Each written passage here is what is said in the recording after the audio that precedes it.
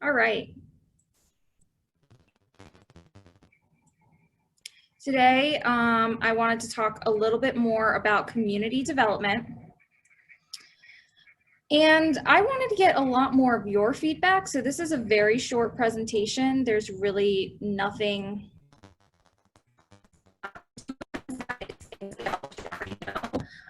but I want to get our brains starting to think about we're in a new type of situation, right? We're doing a lot of so how will that look like? How do we want to do that?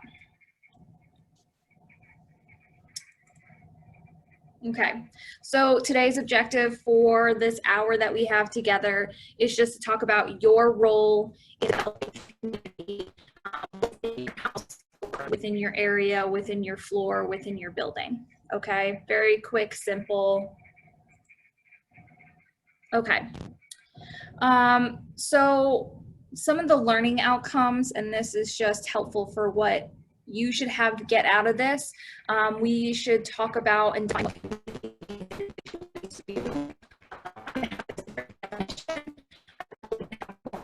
definition, right, than your individual view of what your community is.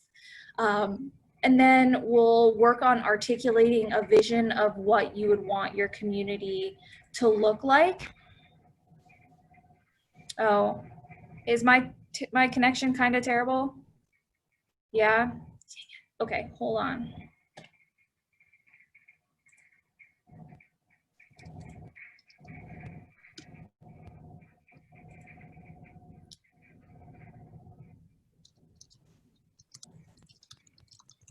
Just closing a bunch of things.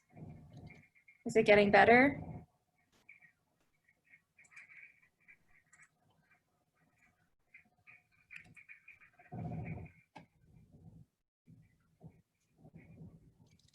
So.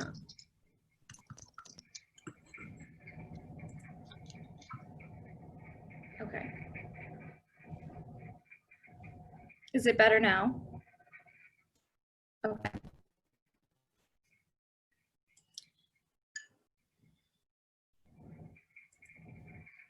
You can't multitask on this school Wi-Fi. Okay. For a semester about to start on the school Wi-Fi, but I don't know. I also was trying to download videos, so that might have taken up a lot of my, computer-ness. I don't know what that means. Bandwidth, you did great. Thanks, Kale. Smart words. I was a history major, not computers. So we're also going to talk about what kind of programs can help us to achieve a vision of what our community is like. So I would like for you all to have some sort of vision of you would like your community to look like X, Y, and Z. And then we're going to talk a little bit about how we can manage and organize just programming with COVID, right? Because it's going to be different. All right, so this says go to the handout. Okay.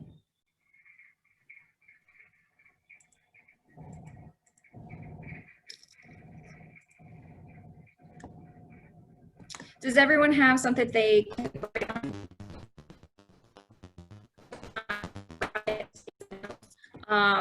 this is all just going to be an individual kind of thing that you're going to do. So I want you to work on describing for us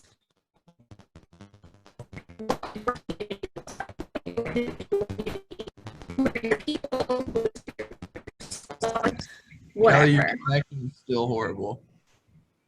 I'm sorry, can you repeat that? Yeah.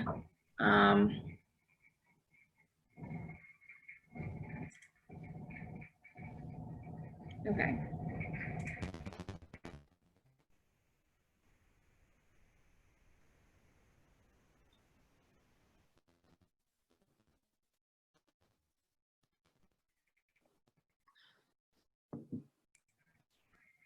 Choose a different speaker.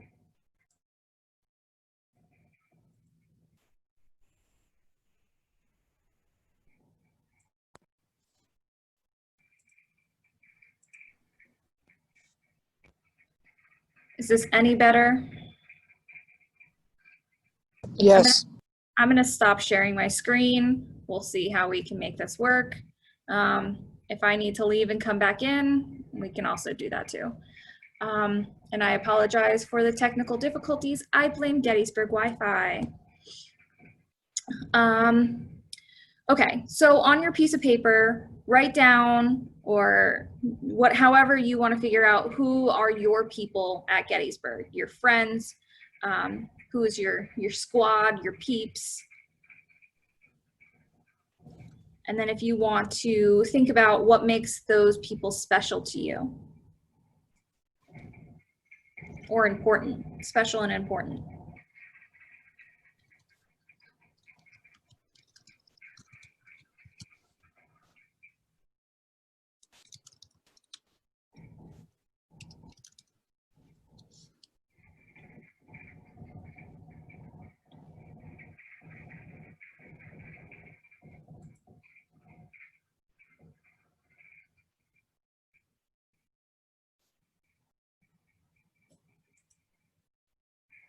All right.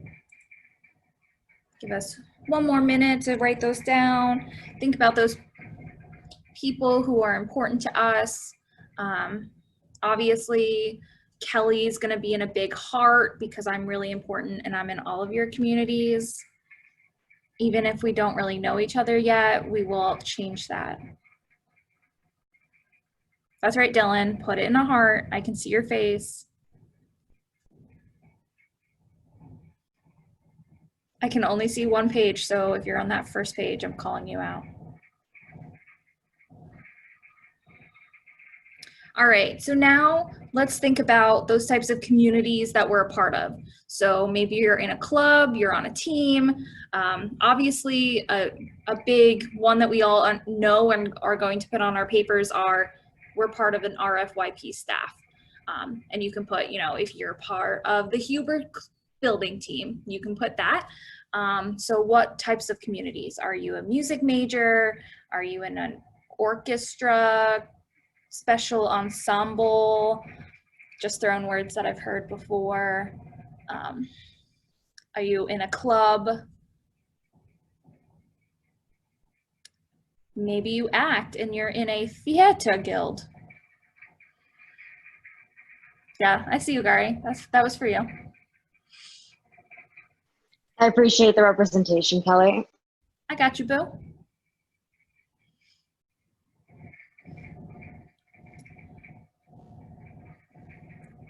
Kenzie's drinking some Dunkin' Donuts. I'm really, really jealous.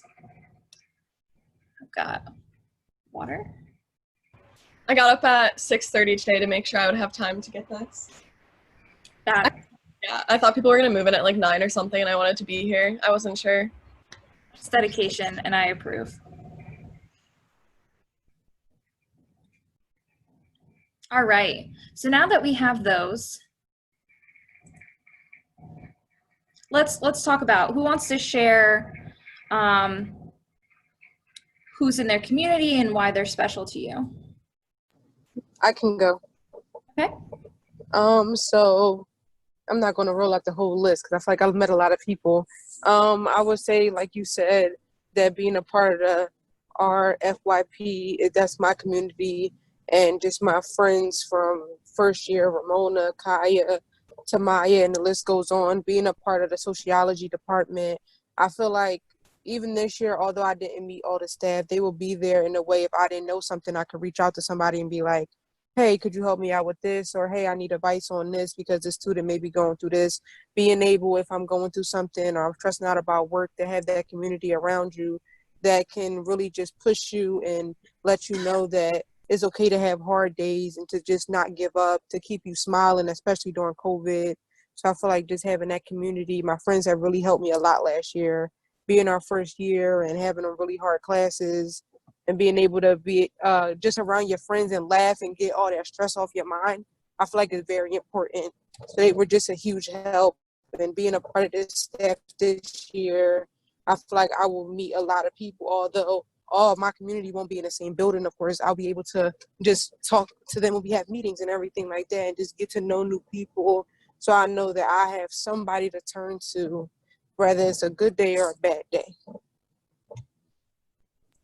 That was perfect, Malaysia. Thank you. That was a really Thank you. great, I think you covered a lot of your different groups and your support systems, which is so important for us all to have to think about, maybe put a star next to those people that you would use as a support system. Who is a person that you would come to with those issues you need to vent? And, we all have that one person that, like, I will tell you, my person on campus is Caitlin Lindsay. I will go to her, I will text her and just say, listen, we need to chat. Let's go have a girls' night. And she's my support system. And I think it's important for us all to have some sort of person that you can just say, I need you, right? Anyone else want to share? I guess I'll go next. So one of the first people that kind of came to mind was actually Bridget. Um, just because, so like when I first came to visit Gettysburg, she was one of the first people that I met in the music ed department because I used to be a music ed major. She was also there, kind of like helping me through, kind of coming through the tough decision to leave the program and like understanding myself. We're in orchestra together and we did quartet together, so like we have been able to bond really well in the music department.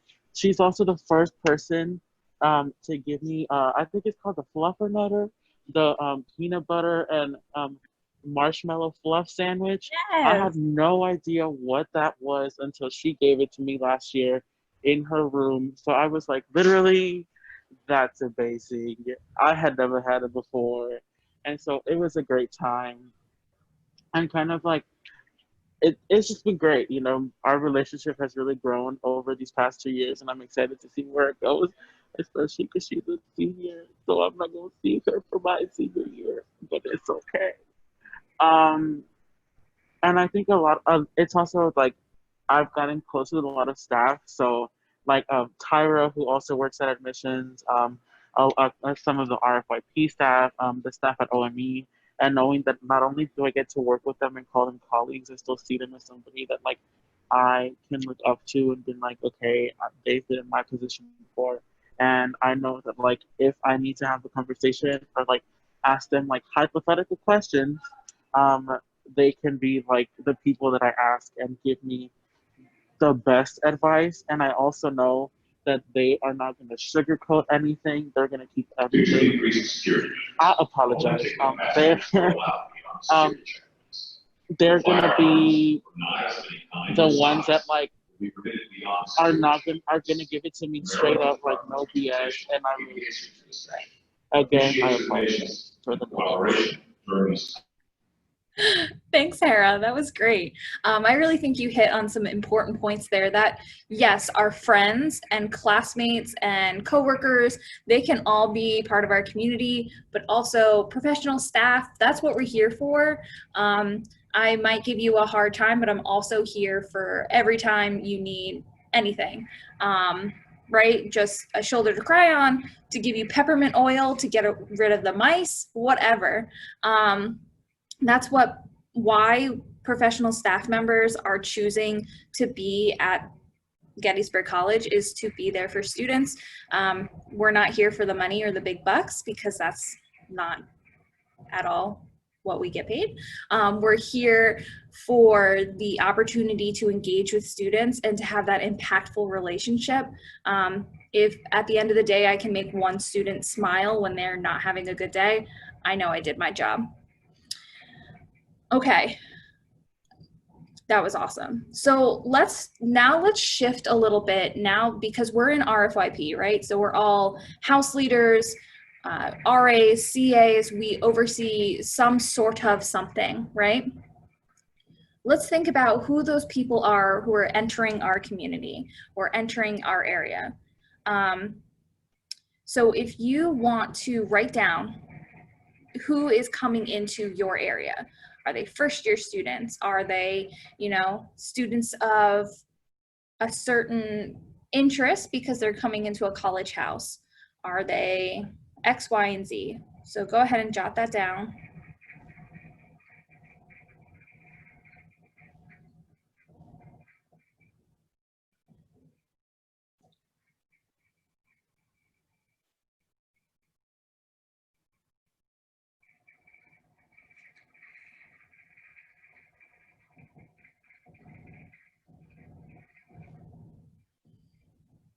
Hoping we don't have any I don't knows.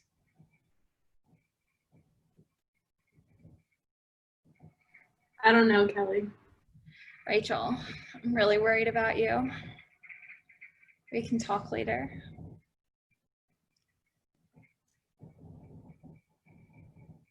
All right. So now think about, maybe you just want to jot down a couple of words of what you want them to get out of the community you're creating. So maybe it's fun, maybe it's support, maybe it's that you're the coolest person on the face of the planet, obviously. Maybe it's that they will learn from whatever special interest is guiding your house, attend one program, smile to at least one person. We really aim high here at Gettysburg College. Yeah, yeah. If you keep your expectations low, the students will astound you when they overshoot those. That should be the school motto. I'm gonna submit this video to Bob.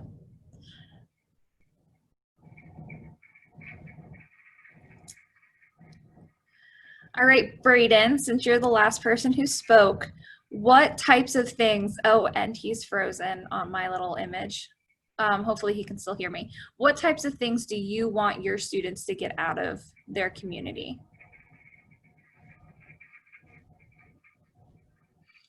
No, he's still drinking from that cup. So I'm gonna pick someone else. I'm gonna pick Diana because you're gesturing next to him and it looks funny. Hi.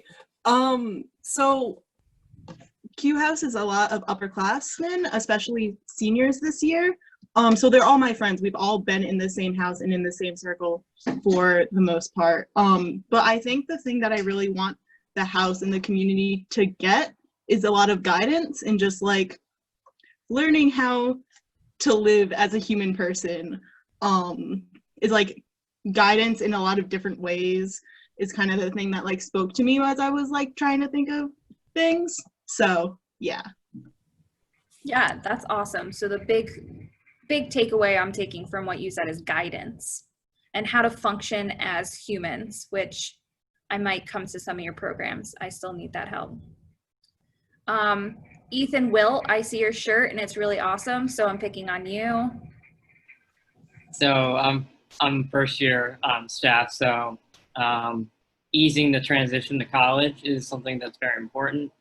Making sure that I can do all I can do to, make their lives easy as I can control, and helping them in any way they need. That was perfect. Really good. Does anyone else have any thoughts? I won't pick on everyone. Gari, go ahead. So Humor House has like a different thing than most houses in that there's a couple of different reasons that you might be in a house, whether you're into theater or improv or like ultimate frisbee for some reason is a big thing in our house. So I think being able to find joy in all different types of people is really important, whether that be the general just finding joy in different people and diversity, but also meeting people with different interests that live in your house and finding common ground with them. Awesome. Yeah, finding that common ground. And I think it's really cool that, one special interest turned into multiple, frisbee and humor. You wouldn't put that together. I guess frisbee is hilarious, so maybe.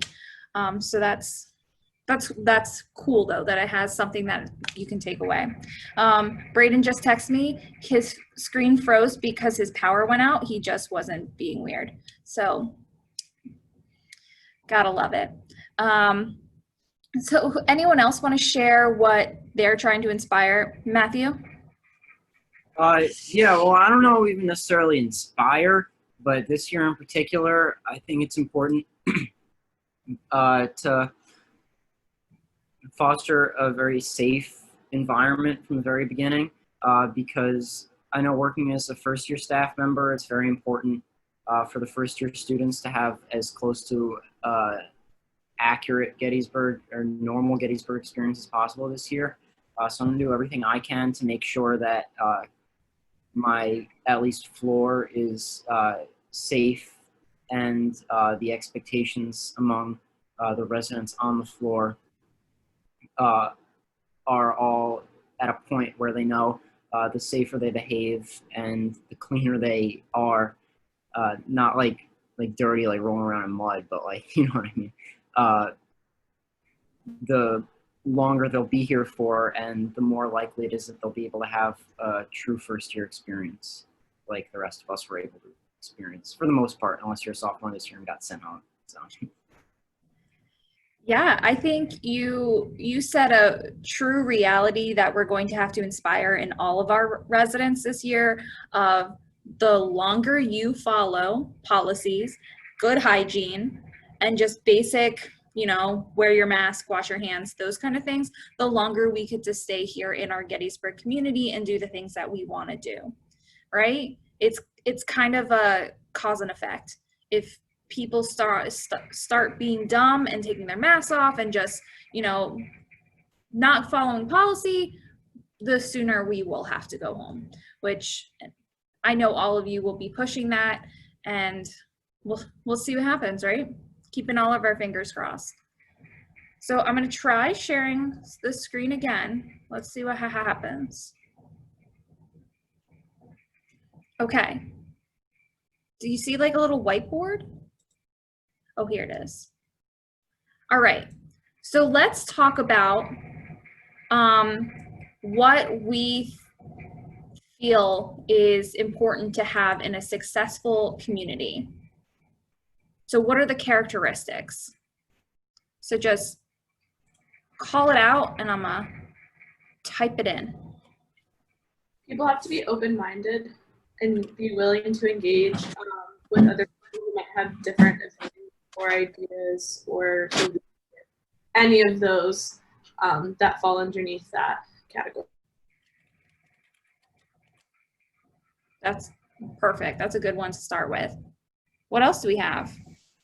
You have to respect your community and the people in it and what each of you wants to get out of it. Respect. I was just gonna say like good communication so that everybody's on the same page, and yeah. Awesome. Communication. That's important. I think there should be a sense of solidarity. Listening skills are also very important. Because a lot of times people might tell you, I'm hearing you, but are they really listening to you? Right. And I think someone else was in the middle of a thought. A sense of solidarity. Did we get?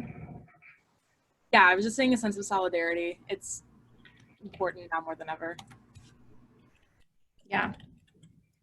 Both of those are really good. That sense of solidarity, understanding that, we're all in this together. Yes, I'm quoting High School Musical. And that active listening, acknowledging that we're all having feelings. We might not truly understand what you are going through in that moment, but acknowledging that I understand that you're having these feelings. I keep looking weird. I'm looking at the wrong camera. All right. Anything else? Honesty. Oops. Awesome. Any other thoughts? Positivity. Positivity. I like that one. Thank you.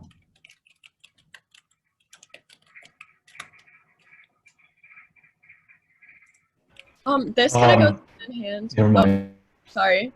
It's okay. You can go. Okay, I'll be quick. I was just gonna say this goes hand in hand with respect, but like, I guess like a sense of caring about each other within the community, like within the residents. They don't have to be like best friends with each other, but making sure that they're like empathetic towards each other's needs and like feelings and stuff. Awesome. Thank you. Anthony? I was about to say the same thing. What? You guys are on the same page. All right. Of accountability. Thanks, Mike. About inclusion, Kelly. Dan, that's a great one. Thank you. And can you tell me a little bit more of how they could be inclusive? Well, I think that goes back to accountability in terms of Mike's. Awesome. Don't put this back on me. You should explain.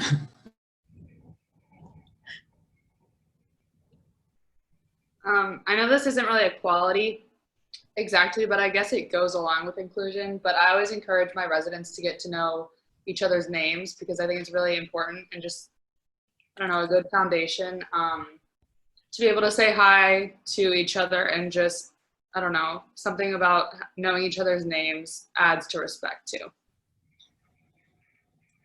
Yeah, that's huge. That's a big one. All right, so for our returning staff members in the digital room, is there anything that we didn't mention that you think is important to have a successful community? Or maybe things that you did to inspire or create a successful community? Clear expectations are very important. Awesome. This kind of goes with Macy's, but setting boundaries, like you and your residents or you and your community need to set up some sort of like what you're okay with and what you're not, and communicate that really early on so that you have a successful interaction. Yeah. Yeah, I think that's a big one, especially those living, all of you live in the community. I don't know where I was going with that sentence. I didn't have that Duncan, that's why. So for those in the community, you need to set those boundaries of, you can't knock on my door at 2 o'clock in the morning to just talk, but we can set up a time for you to come and chat with me. And things are gonna be different, right? You're gonna have to set and create your own boundaries with, following COVID boundaries, right? So Mike might not be as comfortable as Emily having someone come in his room with their mask on, sitting on his stuff in his space, just because that's how he feels comfortable in his own space. So you have to control your own space as well as being there for your residents.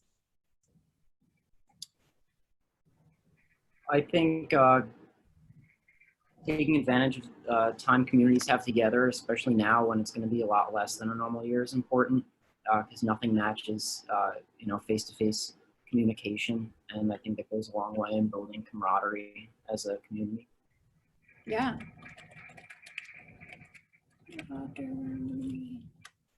Awesome. Thanks, Matthew. So, go. Whoever was up. Sorry. I was like creating a space for open and difficult conversations, whether that be through community meetings or in small groups, especially given the climate of COVID and everything else happening in the world. That's a great one. You're going to have difficult conversations.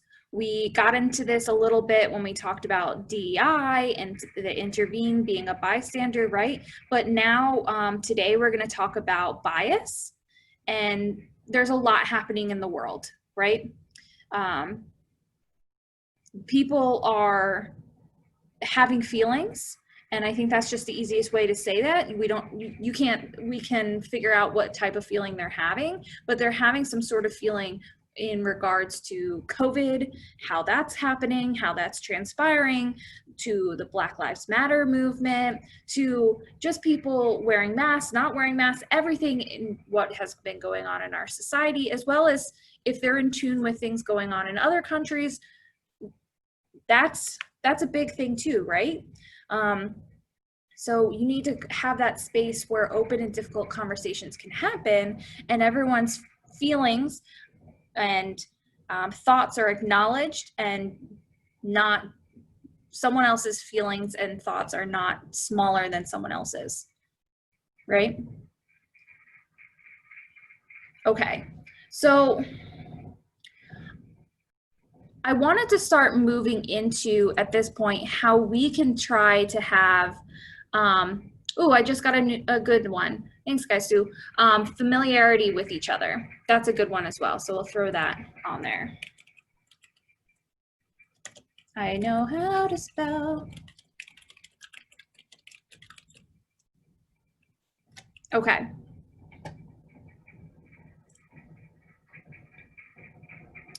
So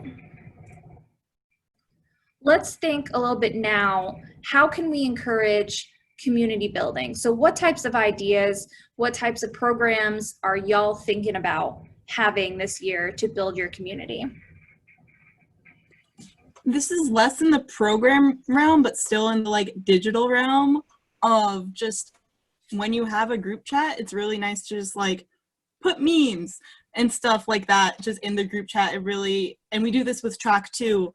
It really encourages conversation and just kind of like makes everyone a lot more comfortable with each other. We actually have 2 group chats. One is for just like jokes and talking about stuff. And then we have like an announcements group chat that's like, hey, there's an event coming up. Clean your dishes now, please. Please stop talking. So we have like 2 group chats to like filter it out, but like that group chat has really like strengthened the community that we have.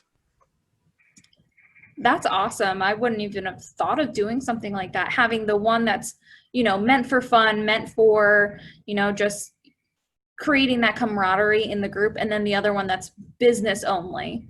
I like that. What other ways are we thinking of encouraging community, building community? One of my ideas for this year, oh, sorry, can y'all hear me? Yeah, we good? Yeah.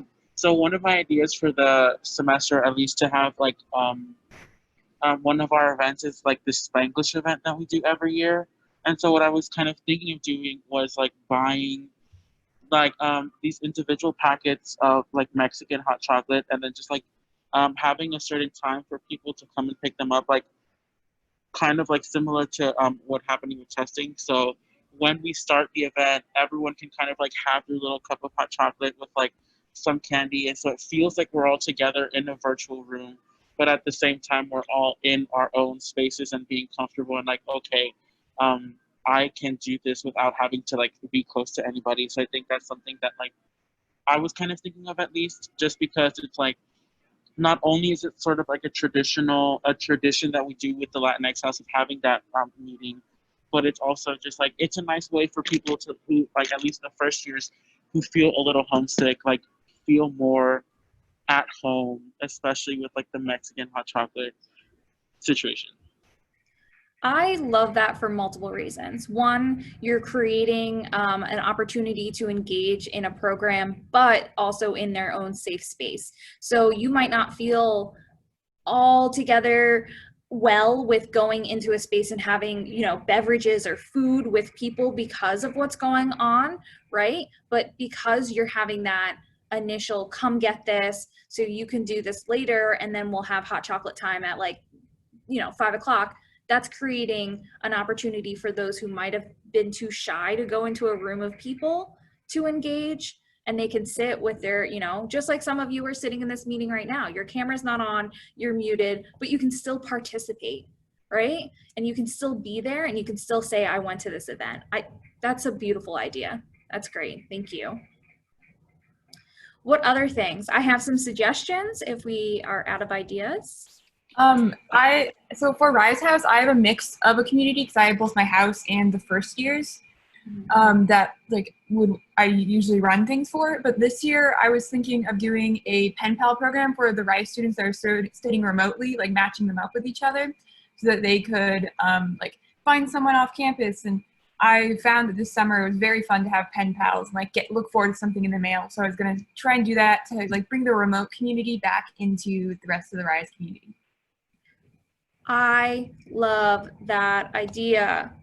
Pen pals are so cool. And everyone loves to get something in the mail, except bills, because they're stupid. And that's all I get in the mail now. So that sounds so cool. And just, you can throw the silliest things in an envelope and call it mail, right? You could send them a sticker and they're still, you know, or you're still engaging with people. That's beautiful. I totally steal that from Macy if you need an idea. All credit obviously goes back to them, but in the end of the game, that's what college communities do. We steal from other people. It's just an accepted love. Mike, I saw your hand. Yeah, I think a lot of stuff will be done like over the computer and virtually this year. So whatever activities that can be outside in like small groups that we can think of would be helpful just for people to get out and get to know their floors. So I know like West Quad last year, we had our first annual spoon and egg race. And the idea is hopefully to do that in some socially distant capacity this year. And maybe involve residents from buildings going one at a time or something like that, or whatever other like lawn games we can do without all touching the same thing and being distant from one another. That is such a unique and special idea that it works, because you're right. Everyone can have their own spoon. It's BYOS, bring your own spoon, and then you provide the eggs, right? And that's amazing. I like that. Dan? I just have a question for Mike there. If we have to wear masks while we're outside, how would we put the spoon in our mouth to hold the egg? I don't know what kind of spoon and egg races you're having, but usually we carry it in our hands. Oh, you really? Okay, I didn't know we were going for the soft version. Okay. I didn't know there was a more intense version, but I'll have to think on that one. I guess in our current climate, we will go with the more low-key version, and maybe in a future where we don't wear masks, Dan and Mike will challenge to holding the spoon in their mouth. Yeah, I'll see you in 2030 for reunion weekend. I'm putting it on the calendar now. All right. Do we have other ideas? I have one. Yeah. So this, we may have to like do it a little bit differently given COVID, but a way to like bring my house community together a bit more. I know people aren't usually a fan of community meetings. I know freshman year kind of ruined that for me because they were at 10 at night. But I sent out the idea of if my residents want to have our community meetings as like a house dinner so that we can still go over like business related stuff, but make it kind of more of like a fun event. And then we'd be able to like do it outside and still all be like socially distanced just to make it a bit more fun and still like be able to bond. That's great, and totally use the outdoors while we can. We have decently good weather. It might be really hot outside, but it's still sunny, and that's going to be nice. So utilizing our outdoor space before it gets crummy and we get fall, even though that's my favorite season. I think that's a really great idea. And then having that of, hey, we're still going to have to cover some important things for the house, but we're going to have fun and eat food together. So I'm going to throw out while you guys are thinking of more ideas, and I just wanted this session to be a time for us to share ideas so we can steal from each other, we can make ideas bigger, so we all have something in our back pocket for when we're planning ideas to engage with our community. So some of the things that I would suggest is utilizing House Party. I don't really know how that works. I've only done it with one other person, but I don't know if you can get a large group. Anyone familiar with House Party?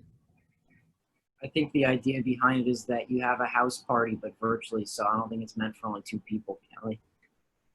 Okay, thanks for calling me out on how lame I am, Matt. I'm gonna cry about that later. I was going to say, kind of going off the house party, I think one of the things I'm going to do this semester is try to do like a bi-weekly movie night, because like even without house party, like if you just like stream it on Zoom, and with like the lovely tip that Bridget gave us where you can run the audio through the computer, like you could give it to the entire floor. That'll also be helpful. So say if you have residents that are currently in quarantine or isolation for some reason, you can still keep them involved in those things and kind of like make sure that they are still staying a part of the community, even though they might not be able to be there physically. That's a great one, Braden. I think Netflix is still doing their Netflix party that you can. Yeah. Okay. So do that. Oh, go Can I ahead. just like clarify on that? So I've been using that a lot since most of my friends are like scattered around the country. It's honestly just an extension on like your browser, and as long as one person has a Netflix account, they you can just share with everybody, and there's usually like it's kind of similar to Zoom, so you share everything in this little chat option on the side, and anyone can like pick their own little like emoticon and their own name. So usually that's a lot of fun without like having to do Zoom, because sometimes like complications can happen with Zoom. So just like to clarify that. Thanks, Hera. Yeah, I think that's a good one. Having those movie nights, and someone just chatted me with a really good point. There are those concerns with copyright issues. So how we get around that? Here is the trick. Don't publicize like posters and like things like that. Like don't say we are watching insert movie. That's My Boy. That's the movie I just watched recently with Adam Sandler and Andy Samberg. It's stupid hilarious if you need a good laugh. Like don't say we're watching this using Kelly's Netflix, because then the movie companies can come and slap us with a fine. Instead, say we are having a movie night. The movie will be selected once we get into the space. And they can't say anything about that. And I think they're being a little more chill right now because they understand it's a pandemic. Yeah, and if they're not, I'll Kelly, are we expecting that like the movie companies are just watching all of us right now? So in a normal year, if you publicize on like Instagram, Facebook, and things like that, they are watching those and they will message you. I've had this happen. They will call you and say, hey, we saw that you are hosting a movie night and you didn't buy the rights from us. Were you planning on buying the rights? And when you say, no, we were going to do it on Netflix, then they say, okay, your fine is in the mail. What's the biggest production company that happened with? I don't know. I know my fine was $500, but we were able to get around it because it was my first time. Yeah. I said, oh, I just entered this field and no one told me. And they said, okay, we'll give you, like, this is your warning, but if you do it again, the fine will be doubled. And I was like, what? Yeah. Yeah. So what I'm hearing is just put your information when they ask for the fine. Just say, this is the address that you send the fine to. I just already said to you guys, I don't get paid enough for that. But you love mail, right, Kelly? I do love mail. You guys, this is a session to help you, not for you to all attack me. Wow. Wait, so what I'm hearing is we can say it's my first time in the field, and that can be used as a warning. That's the hope. And I'm thinking that they'll be nicer now because they know a lot of people are doing events like this. We just be careful. And most of the time you're going to be advertising these things, you know, in a message in your group me, and there's no way they can see that. It's when you put flyers up and things like that. I don't know how they find that out, but they got spies everywhere. I have an idea. Yeah. So one of the things that like I've been doing to keep sane over you know, the couple months was a lot of TTRPGs and just like a group of people. Like there's D&D, but there's also like other things that you can do that are a lot easier to run and a lot easier to understand than D&D.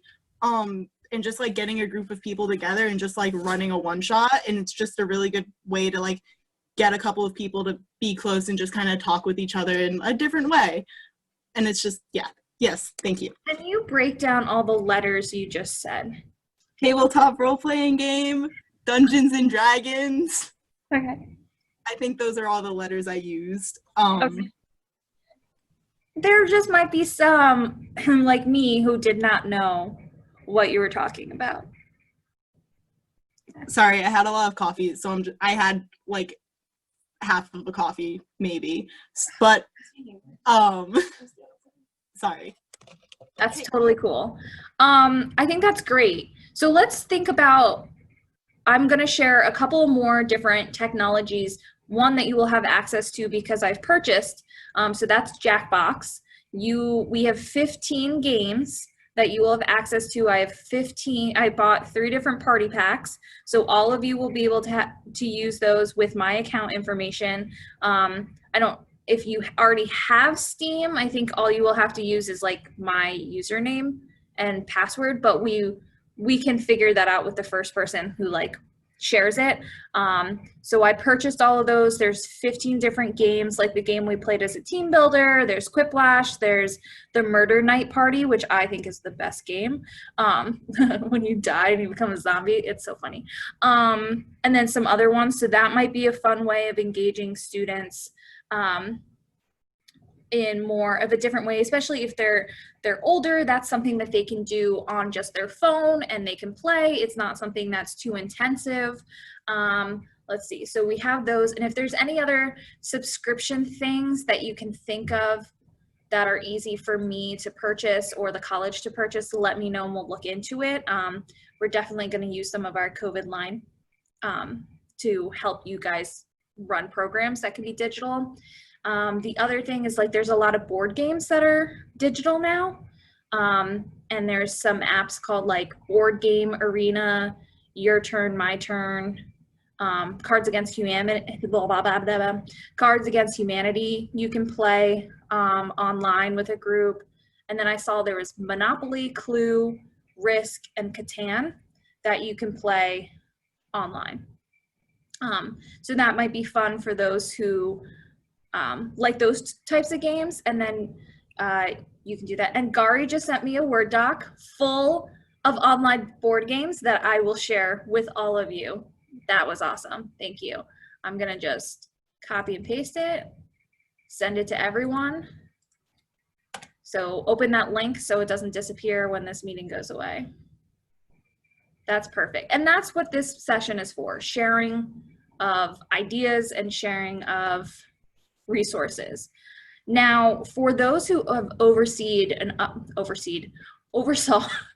who've been in an upper class community previously, how have you engaged those and tried to get them involved in community building or programming, and what types of tips, tricks, and events are you going to use this year to continue that? I think once we understand how like events work a little bit more, food really brings people together, because college students really just want free food. So Food is a bonding experience. thank you. Oh, sorry. Hi, Randy. So definitely food is a big something that brings people in. We were told this year that we can't have food from outside sources. And so that's, we didn't have snacks for training. I mean, that and you're virtual, so it would have been hard for us to give you fruit snacks. We're trying to find the way to get around that as an office, not because we're like rule breakers, but because food is a huge part of our field, which is just funny to say. So we're thinking anything pre-packaged, like instead of a large bag of chips that you would buy at the store, buying like the bags of pre-packaged Doritos and Lay's. So things like that might just have to be the things we get around with. Rachel?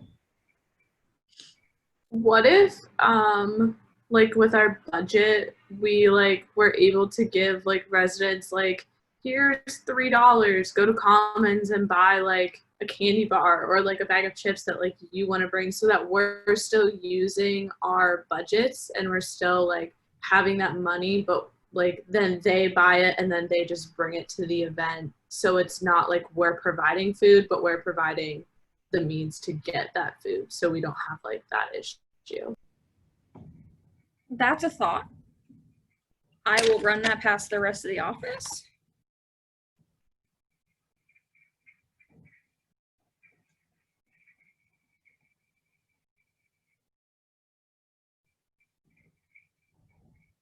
Yeah. So those are all definitely good thoughts.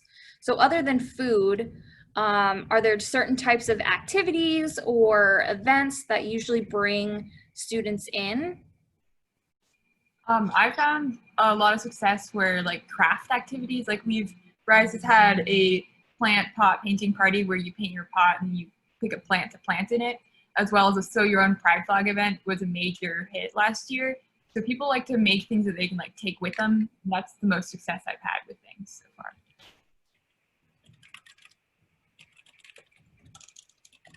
Yeah, I think that's a good one too. I know over the spring, we did a lot of ordering things and sending it to people's houses. We did like a paint by numbers, and it was like if the first 50 people who registered got a paint by numbers kit, and we sent them to their actual physical home address, and then they could do it on their own. And it was like a school sponsored craft that they did. We also put together like how to do origami, and like would send videos and different fun things like that, or this is how to write fun calligraphy. So things that your residents can do on their own. So if we could be creative, if you have a special skill, or if you want to use me, I crochet, I could teach virtually maybe. I don't know, I could try. But different things like that, like if you have a special origami skill and you want to teach your residents how to do origami, you can go get the paper, you know, say I left the paper in the hallway for all of you to pick up, and then have the event that way. So we can just modify the events differently, or hold it outside. If it's something, you know, if you're doing succulents or plants, you can do that a little bit more outside. Building off of the craft idea, I know I saw like just a video over quarantine of a family that did a like paint night where they had like one big painting and then they split it into a grid, and then each member painted like one square in the grid, and then at the end they like put the picture together. And I think maybe doing something like that with the residents where like each person gets a square and they're like doing it in their own room, but like zooming with each other while they do it, and then at the end you could like tape it all together in the wall in the hall or something. That would be kind of cool, I think. Oh, that is. Yeah, and then they, you know, they put something into their community, they're invested to a space of something that they all did, as well as they took their time and effort to do so. Yeah, that's a great idea. So we have 4 more minutes. Are there any last ideas, comments, questions? I have a question about just like, what will the rules be on like doing something like a water balloon toss, or like tossing a frisbee is an issue that they're both touching a water balloon? Or if like they're roommates, would that be okay? Because they're gonna go back and breathe all over each other anyway. Like, Yeah, that's a good one. I think there's the whole, if you're in a family unit kind of thing, and that's like if you're roommates or you're in the same apartment, that flies. And if you're like in the same orientation group for first year students, they're now a family unit. But that's definitely a good question. Maybe right now we keep it to kicking a soccer ball.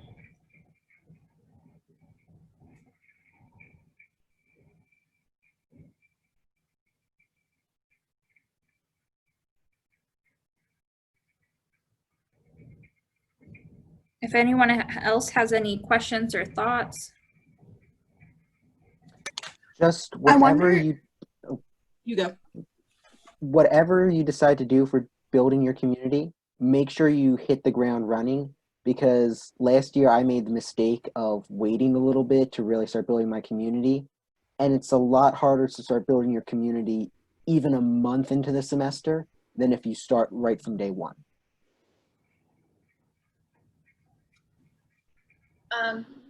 Something else I've been thinking about is like ways of more like a passive community building, especially like because we won't be able to like have as many like, you can't do a lot of in-person stuff and just kind of like some smaller things. So different ideas I've been thinking about is like putting like in the bathrooms like different like how to count to 20 in different languages, and so people can like when they're washing their hands or whatever. Or Jisu, when he was my CA my sophomore year, he did like a weekly trivia thing in an email, and like would send us out an email and be like, hey, like here's some updates of what's going on. Here's events that people are involved in, and like would have like a trivia question, and you could like send him in a trivia question, like an answer to it, or just like other kind of ways that are easier for like, I guess like your shire residents, or like people that are isolated or quarantined to engage with the community without having to like be there and in person, because Zoom calls can get exhausting too. So I don't know. Yeah, I think that's great. I think what you touched on was a really good idea of just that passive programming. So programming that you don't have to physically be, you know, on Zoom or outside doing, but things that they can do on their own. So things in the bathroom that like, that's a great idea. Or just, you know, putting something under their door of like, have you checked out this website? It's a really cool, you know, museum tour, something like that. So things that they can do on their own, but you're still engaging them. I have a question. Do we have to do in-person programming this semester? Just because like we have an entire building, so it's gonna be hard to socially distance. And I personally don't feel comfortable hosting a whole building for an in-person event. Yeah, no, that's a really good question, Maddie. We want you to be comfortable doing what you need to do. So if you don't feel comfortable, you know, arranging a full building, you're in what building again? Apple. Yeah, so inviting all the residents of Apple, passive programming or more virtual programming might be something that you would want to utilize more. Maybe there's something you like doing, hey, here's some recipe ideas, I'm going to shoot them under your door, or things like that they can do in their apartment, and seeing what your residents want. And we all acknowledge that once you get into an upper class realm, sometimes you just don't want to be bothered with programming. And listen, this is me acknowledging it, but you offering it, that's all you need to do, right? You putting that resources out there. So if you host a movie night and it's only you and 3 other residents, hey, those 3 residents had fun or watched a movie. So at least putting it out there is the biggest thing. Any other questions? Yeah, I just have a quick question. I just thought of, what's the like protocol now on the like sophomore success and the whatever the first years do? Because programming outside of, like, it doesn't really exist at this point yet. So are those things still in place where people are still gonna have to, I understand the GChat still are, but in terms of like the going to events and doing write-ups and things like that, is that still planning to happen? Yeah, that's a really good question. So we still have GChats, we still have the sophomore success program. It's going to be modified. I don't know the whole extent of what the sophomore success program is going to look like, because that's an Andy thing, but I know he wants the GChat aspect of it.